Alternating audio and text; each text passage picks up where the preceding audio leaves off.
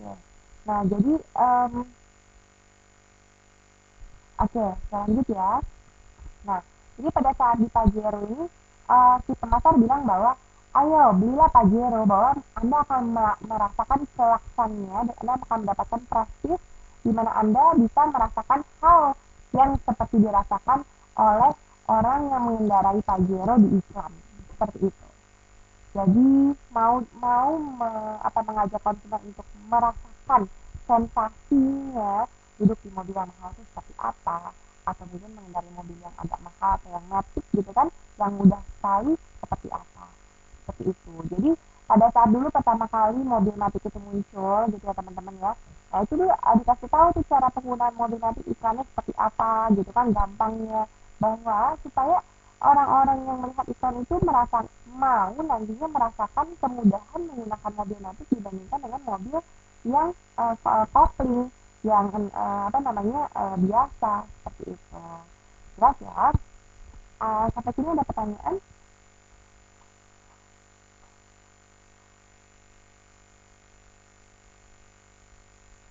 Ada yang mau ditanya? Jelas atau enggak nih teman-teman? Belum ada ya? Oke, kalau misalnya mau ditanya, tolong segera tanyakan ya, supaya bisa saya langsung jawab dan teman-teman bisa langsung mengerti. Jadi teman-teman yang lain juga bisa tahu pertanyaannya dan bisa mengerti. Oke, lanjut ya. Nah, sekarang pengaruh kelompok terhadap perilaku konsumen. Jadi kelompok itu adalah sebagai sumber referensi. Iya dong, kadang-kadang kita nggak tahu kan mana handphone yang bagus, mana produk yang bagus. Kita tanya teman kita, mana sih yang bagus, kamu kan pernah pakai. Atau mungkin kita nggak ngerti, kita nanya mungkin sama yang lebih ngerti dalam satu kelompok gitu kan. Jadi mungkin saya nggak tahu nih mau jalan-jalan ke gunung, bagaimana caranya, dan harus bagian-bagian mana dari gunung itu yang bagus. Saya nanya ke siapa? Saya nanya ke kelompok pecinta alam, ya kan, yang sering jalan-jalan ke pegunungan. Ya mereka lebih tahu, mereka akan ajarkan saya gimana cara ke sana dan spot-spot tertentu yang bagus, benar nggak? Nah, jadi di sini kelompok itu sangat penting ya teman-teman ya. Sepele, tapi itu tanpa kita sadarin sangat mempengaruhi kita dalam kehidupan sehari-hari. Ya, nah contohnya lagi adalah kelompok sebagai sumber referensi. Bentar ya teman-teman ya.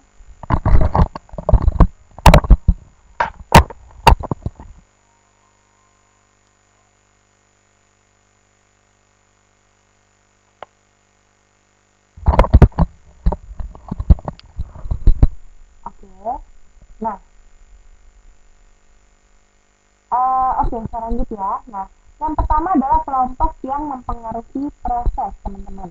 Kalau kelompok mempengaruhi proses itu, kita punya tiga. Ada pengaruh norma, pengaruh informasi, dan pengaruh nilai ekspresif. Jadi kalau misalnya di sini pengaruh norma gitu ya teman-teman ya. Kalau di kantor ya wong pakainya pakai pakaian kantor. Ingat norma loh teman-teman. Norma itu artinya kan aturan. Jadi kita harus sesuai aturan. Aturan organisasi begitu ya ikut begitu. Seperti itu. Ya kalau di kampus pakaiannya casual tapi sopan gitu kan. Kalau misalnya di rumah pakaiannya santai. Kalau jalan-jalan ya jangan kemana dulu, kalau ke night market gitu kan ya santai juga nggak apa-apa. Kalau jalan-jalannya agak jauh ya pakai sepatu. Jadi itu pakai norma, ada normanya, ada aturannya gitu ya. Nah kemudian ada yang namanya pengaruh informasi. Kalau pengaruh informasi itu jadi contohnya adalah kayak kita pada saat merekomendasikan sesuatu pada teman, contohnya recommend your friends or family to Michael James and you will both receive $10, enggak ini 10 pound sterling ya, of your next appointment. Jadi maksudnya apa nih teman-teman? Dia bilang, ayo rekomendasikan kepada teman-teman kamu atau keluarga kamu ya kan mengenai mereka Michael James gitu ya, dan kamu akan mendapatkan $10 dari appointment kamu yang selanjutnya. Ini misalnya, mungkin Michael James ini adalah dokter terkenal yang dokter muka. Kalau misalnya di Indonesia itu dia seperti RH gitu ya. RH itu mahal banget teman-teman. Nah, jadi tapi katanya bagus gitu. Nah, jadi misalnya gitu ya, RH punya promo nih, ayo kamu ajak temenmu deh, satu apa dua, nanti kamu kalau misalnya konsultasi ke dokter nggak usah bayar lagi, cuma bayar obat aja. Oh banyak teman-teman yang kayak gitu. Kasih info kepada teman-teman untuk gabung di UT. Bener banget Mbak Aris, bener banget itu. Jadi misalnya, tapi saya nggak tahu ya kalau UT itu memberikan reward kepada teman-teman yang sudah pernah merekomendasikan UT-nya atau tidak, saya tidak tahu. Tapi ada kemungkinan juga kalau misalnya ke depannya supaya UT lebih maju lagi, mungkin kalau sudah pernah merekomendasikan, mungkin potongan diskon gitu ya, mudah-mudahan ya bisa tuh diajukan teman-teman. Jadi kan kita juga semangat untuk merekomendasikannya, benar nggak? Nah, jadi uh, kelompok mempengaruhi proses yang pertama. Itu tadi, ada norma yang mempengaruhi, ada juga disebut juga dengan pengaruh informasi. Jadi kalau ada informasi dari teman kita bahwa, wah ternyata kalau mau ke RH, kalau misalnya kita bisa merekomendasikan kedua teman, bisa dapat gratis nih obatnya, boleh deh gitu kan, saya mau bergabung karena saya punya banyak teman yang kebetulan memang butuh nih konsultasi dokter seperti ini, jadi siapa tahu saya bisa dapetin diskon tersebut gitu.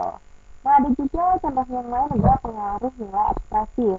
Jadi contoh saya nggak pasang gambarnya, tapi ada contoh-contoh yang seperti apa ya, uh, iklan sabun supaya bikin putih gitu kan, karena artis yang di dalam iklan itu juga putih gitu.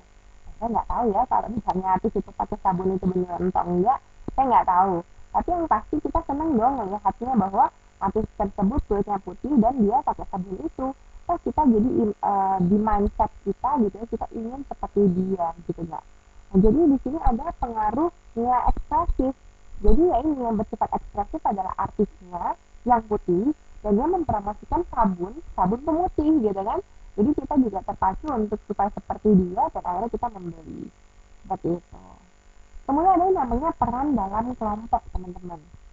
Nah, kalau peran dalam kelompok ini, dia contohnya adalah di sini saya pasang gambar. Maaf ya teman-temannya agak kurang jelas. Ini ada Kak Seto, mukanya kepotong sebelah. Ini pons pemutih ya Mbak Arif ya, ya bisa benar juga. Nah, karena kan yang pasti dong, apa namanya, pons itu orang-orangnya putih-putih ya iklan ya, kalau nggak putih nggak mau beli ya nggak sih. Nah konsumen ini produk kadang terpengaruh tokoh yang dipilih, bener banget tuh Mbak Sulastri. Jadi kadang-kadang kita cuma lihatnya aduh gitu kan, aduh apa namanya, yang iklan shampoo-nya Dian Sastrowardoyo rambutnya bagus banget deh, aduh mau beli deh gitu kan. Ya, cuma ngefans sama Dian Sastronya saja, sebenarnya belum tentu cocok sama sampo-nya gitu kan. Nah sekarang gitu ya, ini kalau misalnya peran dalam kelompok ini maksudnya adalah saya kasih contoh Kak Seto. Kenapa Kak Seto? Biasanya nih teman-teman, ada satu peran di dalam satu kelompok yang bisa mempengaruhi orang lain. Jadi peran di sini ada iklan sabun Nuvo gitu kan. Mungkin Kak Seto mau ngajarin kepada anak-anak nih. Kak Seto itu kan ini ya, kepala komisi ini ya, perlindungan anak ya. Jadi mungkin dia juga sayang anak-anak, dia juga suka anak-anak. Jadi dia itu mau apa namanya, berinteraksi dengan mereka, dan dia mau apa? Dia mau ngajakin anak-anak untuk ini cuci tangan yuk pakai sabun Nuvo. Sabun Nuvo bagus untuk membunuh kuman seperti itu. Jadi ada peran di dalam satu kelompok yang bisa mempengaruhi kelompok yang lain seperti itu ya kan. Kelompoknya apa? Kelompoknya itu adalah ya komisi pemberantasan perlindungan anak ya Mbak Aris ya, KPAI ya. Nah kemudian yang dipakai adalah Paseto ketuanya untuk mempengaruhi kelompok anak-anak, yaitu ya masyarakat Indonesia terutama anak-anak seperti itu. Iya betul sekali. Nah kemudian kalau penyesuaian bagaimana? Kalau penyesuaian itu lebih kepada, contohnya nih teman-teman, saya kasih pasang foto ada seorang remaja yang berjilbab cantik ya. Nih teman-teman yang berjilbab boleh nih niruin mbak yang satu ini nih, cara berjilbabnya modis sekali, ada bunganya ya kan, seperti sarban juga, jadi tidak tidak umum seperti sebelumnya gitu, tidak umum seperti apa namanya umumnya gitu kan. Nah jadi mungkin dulunya nih si mbak ini yang difoto ya zaman dia sekolah SMA sih, dia biasa-biasa aja teman-teman pakai jilbabnya, pakai jilbab biasa aja gitu buat sekolah. Tapi pada saat dia kuliah, wow teman-teman dia itu modis-modis, teman-teman dia di geng terutama ya, pada saat dia berteman sama teman-teman yang modis, Mau nggak mau dong dia belajar cara bermodis pria juga supaya tidak mau kalah dong, ya nggak terlihat cantik juga dong. Nah, jadi dia belajar cara pakai jilbab yang lebih cantik, yang lebih inovatif nih. Nah, dia pasangin bunga, dia dandan, jadilah dia tampil beda. Ya, ini sini ada loh yang namanya penyesuaian. Kenapa dia mau menyesuaikan diri dengan kelompoknya? Kelompoknya itu yang mungkin geng modusnya dia, seperti itu. Jelas ya. Kemudian proses perbandingan sosial. Kalau proses perbandingan sosial nih teman-teman, contohnya itu kayak iklan deterjen surf boleh, atau iklan sunlight juga boleh. Jadi ada nih Mbak Maudi Kusnaidi gitu ya, Mbak Maudi ini dengan ada satu ibu yang lain. Nah tuh anaknya Mbak Maudi ini bajunya putih banget ini ya, putih banget nih mah baru beli ini kayaknya, bukan pakai surf gitu ya. Nggak boleh seuzon gitu ya. Nah anggaplah gitu benar itu surf itu bagus. Nah jadi di sini uh, suatu iklan dibuat seperti apa namanya, seperti pada umumnya. Artinya proses perbandingan sosial teman-teman. Ya nggak sih, saya mau jualin deterjen. Target market saya ibu-ibu yang punya anak gitu kan, yang anaknya juga sekolah pakai seragam putih gitu kan. Nah kemudian apa? Saya buat iklan itu juga bukan ibu-ibu yang pakai mesin cuci, ya nggak sih cucinya, tapi cucinya pakai tangan. Terus juga ibu-ibu yang suka anterin anak-anaknya ke sekolah, ya seperti ibu-ibu pada umumnya lah, tidak dibuat berlebihan gitu. Ya lagi jalan kaki, tidak ibu-ibu yang langsung turun dari mobil gitu kan, tidak seperti itu. Jadi ingin pintar, kaya, sukses, dan bahagia, sekolahlah. Itu artikel yang saya pengen baca, Mbak. Wah, itu bagus banget, Mbak Lu. Iya, ini nih. Ini ya, di Press ini ya. Yang sekolah, ayah sekolah. Baca, Mbak Lu. Bagus nih. Tapi kita belum sampai nih ke sini. Sabar ya, saya masih cerita tentang surf ya. Jadi ya, intinya bahwa proses perbandingan sosial itu dia harus membuat suatu iklan yang memang kalau tujuan marketnya adalah orang-orang yang pada umumnya, dibuat iklannya pun sesuai dengan kenyataannya seperti itu. Jelas ya. Kemudian polarisasi kelompok. Nah ini seperti yang Mbak Lucy cerita nih. Contohnya adalah iklan-iklan sekolah, ya kan, bagi yang anak tidak mampu. Itu jadi biasanya ya zaman sekarang teman-teman tuh keluarga-keluarga di Indonesia yang tidak mampu tuh saya cukup prihatin. Kenapa? Karena mereka tidak aware lagi terhadap sekolah. Mereka berpikir bahwa buat apa sih kamu sekolah gitu kan? Toh ujung-ujungnya kamu bakal ikut bapak juga, misalnya mungkin jadi ngamen, tukang ngamen di jalan, atau mungkin toh kamu bakal jadi tukang sepatu juga kayak bapak. Nah, tidak boleh punya pikiran seperti itu. Kenapa? Karena teman-teman ya, saya punya satu peribahasa. Sekolah itu bukan sekolah, maaf, saya ulang ya. Dalam suatu perang kita itu punya dua alat. Yang pertama adalah tombak, yang kedua adalah tameng. Benar ya? Benar ya? Setuju ya? Kalau kalau di film-film tuh ya, prajurit-prajurit pasti pegangnya dua nih.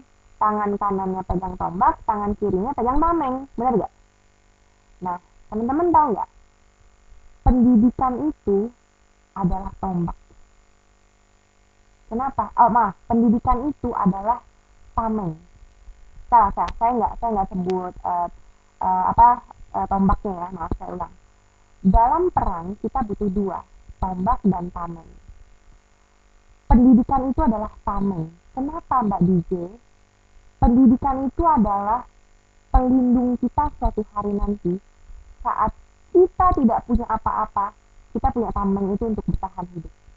Makanya ada orang bilang, kalau punya pendidikan, tidak perlu takut lapar, tidak perlu takut hidup susah. Kenapa? Kita berpendidikan, kita bisa jual pendidikan kita itu. Walaupun hanya sebatas ijazah, jangan main-main teman-teman. Itu bisa kita jual loh. Kita bisa tunjukkan kepada orang lain bahwa kita ini punya pendidikan, kita ini punya kualitas, kita ini punya kemampuan, kita punya skill. Oke? Nah, jadi pendidikan itu adalah tameng dalam satu perang. Tombaknya itu adalah actionnya. Tombaknya itu adalah keberaniannya. Kalau hidup kita tidak berani, kita tidak berani menggunakan tombak itu ya untuk melawan, kita tidak berani